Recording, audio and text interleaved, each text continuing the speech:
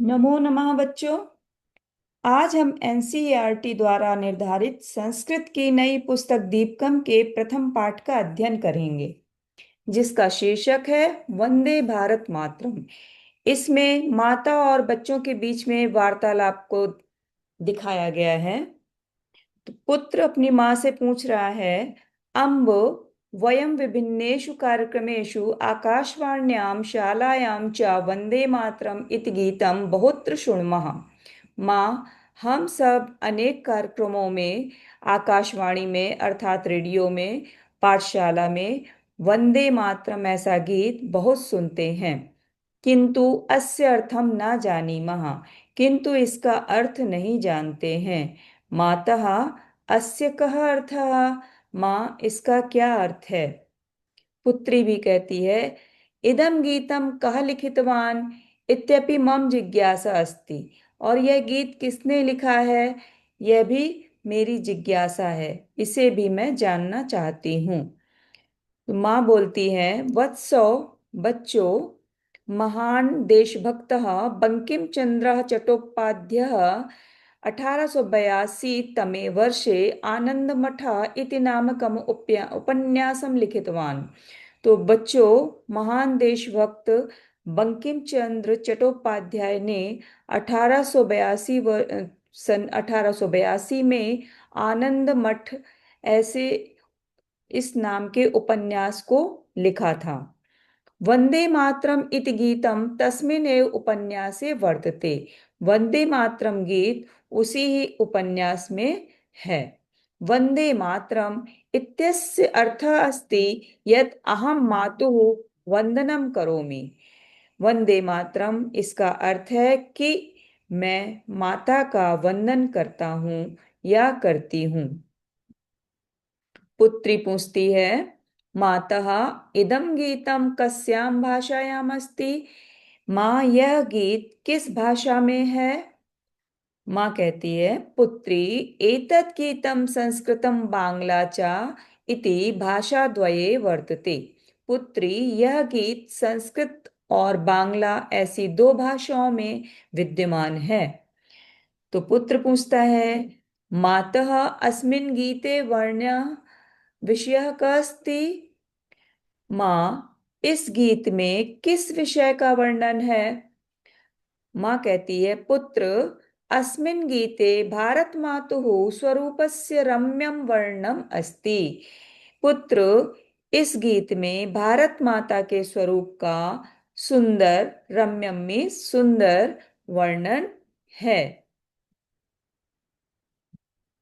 फिर पुत्र पूछता है, अम्ब एतस्य गीतस्य किं वैशिष्ट्यम?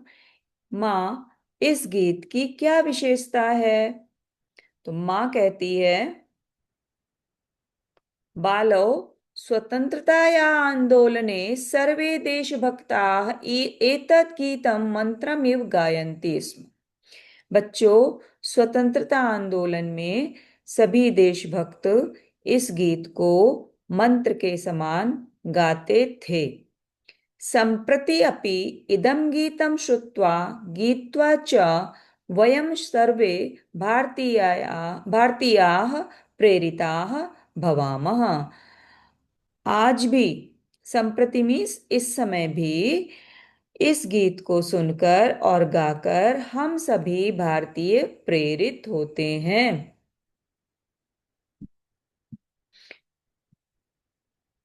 मातः वन्दे मातरम् इति गीतस्य अर्थः इतिहासः च कियान् महान् अस्ति खलु।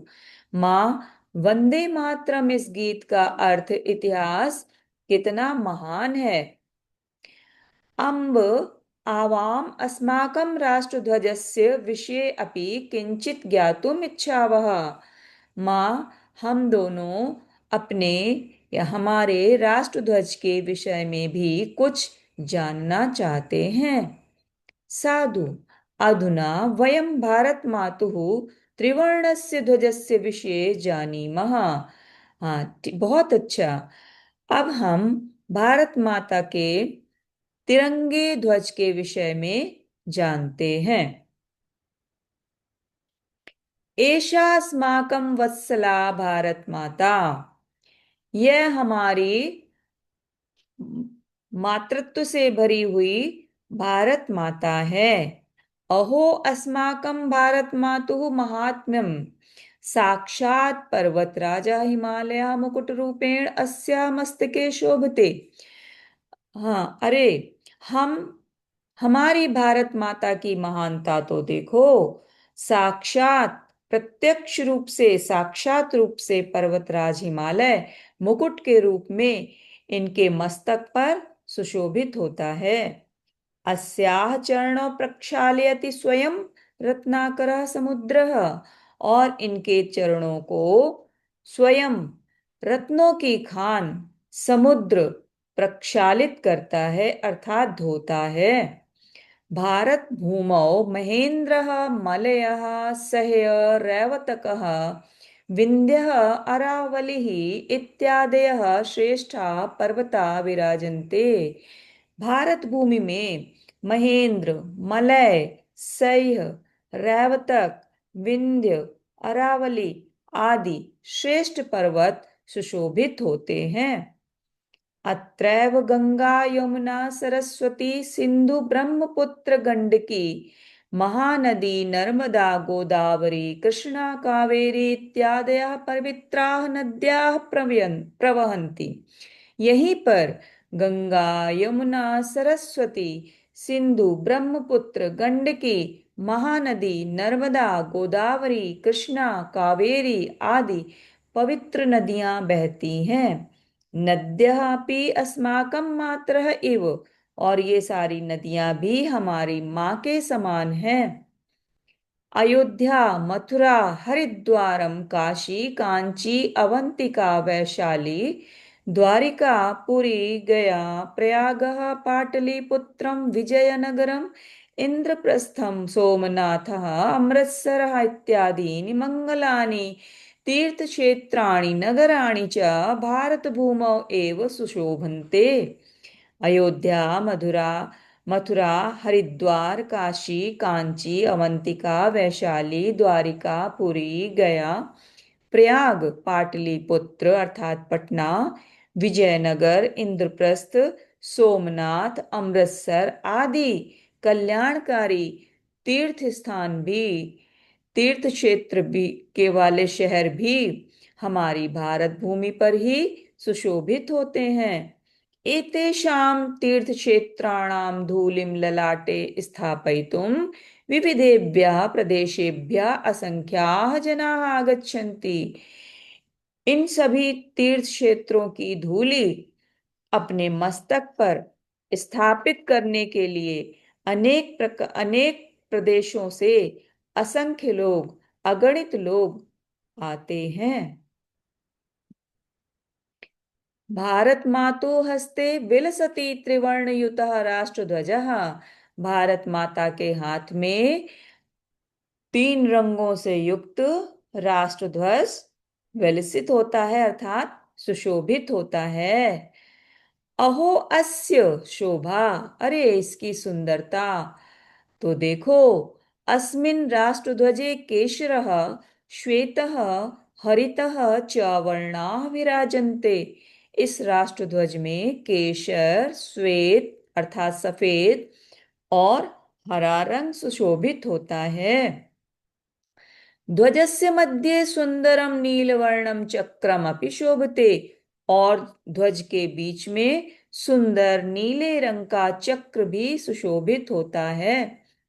ध्वजे विराजमानाः वर्णाः चक्रम च विशिष्टम संदेशम प्रयच्छन्ति। ध्वज में सुशोभित होने वाले रंग और चक्र विशेष संदेश देते हैं। प्रयच्छन्ति मीन्स देते हैं। त्रिवर्ण ध्वजस्य ऊर्ध्वभागे विराजते केशरवर्णः, 3 रंगों के झंडे झंडे के ऊपरी भाग में केशर वर्ण सुशोभित होता है, केसरिया वर्ण सुशोभित होता है। एषः वर्णः त्याग परंपरायाः, शौर्य परंपरायाः च सूचकः अस्ति। यह रंग त्याग परंपरा का और शौर्य परंपरा का सूचक है। ये भारत मातुः आजीवनं सेवां कृतवन्तः देशस्य स्वतन्त्रतां प्राप्तुं सहर्षं स्वप्राणान् अर्पितवन्तः च तेषां वीराणां बलिदानं सूचयति एषः वर्णः।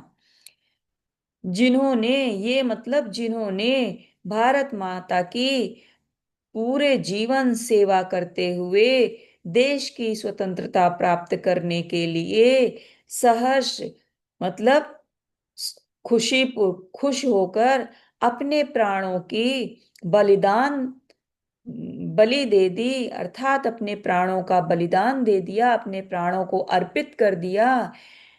तेषां वीराणाम बलिदानम, उन वीरों के बलिदान की यह सूचना देता है। कौन? यह केसरिया रंग।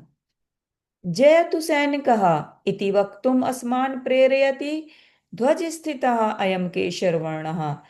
जयतु सैनिकः, सैनिक की जय हो, यह बोलने के लिए, वक्तुम मीन्स बोलने के लिए, हम सबको यह इस ध्वज में स्थित यह केशरवर्ण प्रेरित करता है, प्रेरणा देता है। कृषक बांधवा अस्माकं भारत भूमिम सर्वदा स्वस्वेद बिंदुभिः सिंचन्ति। कृषक भाई, किसान भाई, हमारी भारत भूमि को हमेशा अपने पसीने की बिंदुओं से, पसीने की बूंदों से सींचते हैं। अर्थात वो इतनी मेहनत करते हैं कि मेहनत करते हुए उनको पसीना आता है और वो इसकी परवाह नहीं करते, मेहनत में लगे रहते हैं।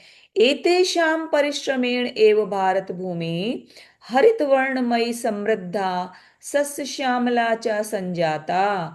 और इन्हीं किसान भाइयों के परिश्रम से ही भारत भूमि हरित रंग की होती हुई, हरे रंग की होती हुई, समृद्ध और फसलों से युक्त होती है।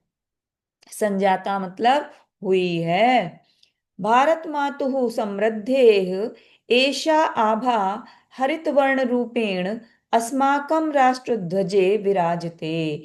भारत माता की समृद्धि में यह सुंदरता हरे रंग के रूप में हमारे राष्ट्रध्वज पर सुशोभित होती है। अर्थात यह हरा रंग हमारे देश की, हमारी भारत माता की समृद्धि का प्रतीक है। जयतु कृषकः, किसान की जय हो, ऐसा बोलने के लिए यह हरा रंग, ध्वज में स्थित यह हरा रंग हमें प्रेरित करता है। मध्ये स्थिता श्वेतवर्णः शांते सत्यस्य च द्योतकः अस्ति। और बीच में स्थित सफेद रंग शांति और सत्य का प्रतीक है। अणुशास्त्रे, संगणक शास्त्रे, चिकित्सा शास्त्रे, अंतरिक्ष शास्त्रे, आयुध शास्त्रे इत्यादिषु विज्ञानस्य विभिन्नेषु क्षेत्रेषु भारतीयैः वैज्ञानिकैः महत् यशः प्राप्तमस्ति। अणुशास्त्र में, कंप्यूटर शास्त्र में, चिकित्सा शास्त्र में, अंतरिक्ष शास्त्र में और आयुध शास्त्र में, हथियार शास्त्र में आदि में, विज्ञान के अनेक क्षेत्रों में भारतीय वैज्ञानिकों के द्वारा महान यश प्राप्त किया गया है।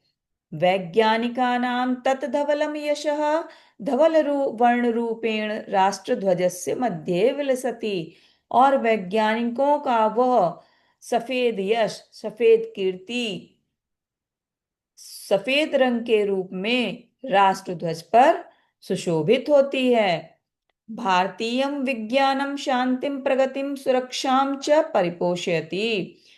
भारतीय विज्ञान शांति, प्रगति और सुरक्षा का पोषण करता है। अर्थात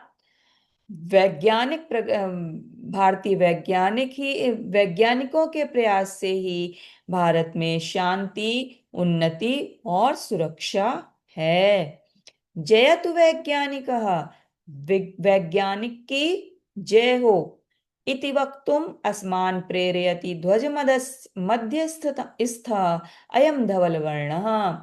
और यह बोलने के लिए यह हमारा ध्वज के बीच में स्थित यह सफेद रंग हमें प्रेरित करता है क्या बोलने के लिए?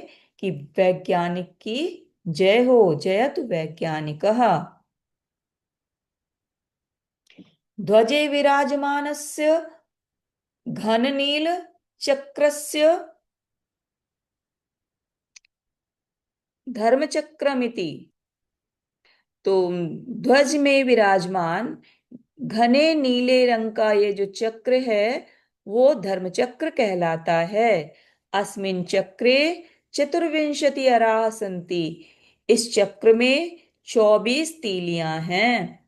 एतत् चक्रम चलनीयम कर्तव्य पथे वै न विरम सततम चल इति भावम बोधयति। यह चक्र हमें क्या किस भाव का बोध कराता है?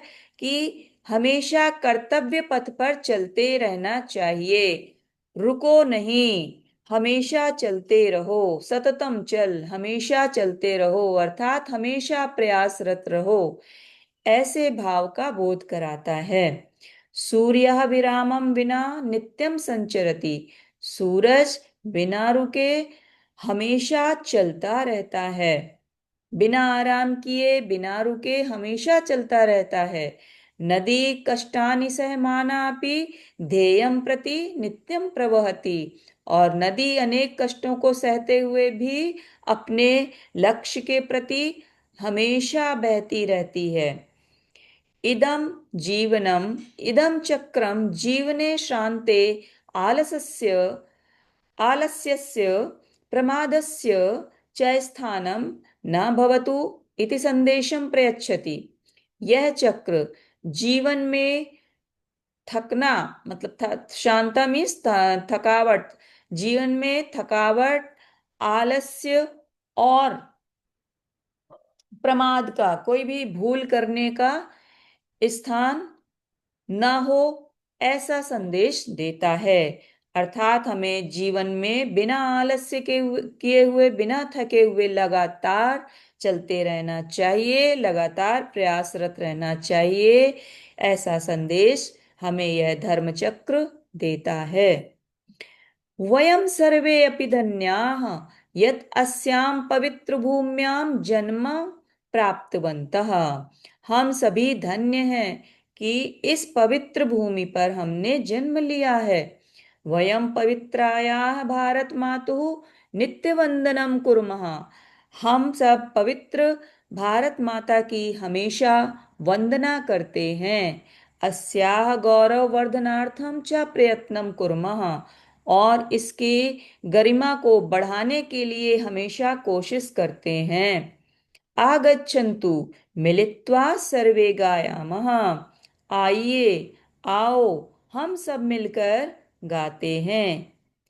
वयं बालकाः भारतभक्ताः, वयं बालिका भारतभक्ताः, वयं हि सर्वे भारतभक्ताः, पृथ्वीं स्वर्गं जेतुं शक्ताः। अर्थात हम सभी बालक भारत भक्त हैं, हम सभी बालिकाएं भारत भक्त हैं, हम सभी भारत भक्त हैं जो हम पृथ्वी को स्वर्ग भी बना सकते हैं। आशा करती हूँ यह पाठ आपको बहुत रुचिकर लगा होगा। अगले वीडियो में आपको इस पाठ की एक्सरसाइजेस बताऊंगी। इसके लिए नोटिफिकेशन के लिए आप बेल आइकन पर क्लिक कर दें और चैनल को सब्सक्राइब कर लें। धन्यवाद।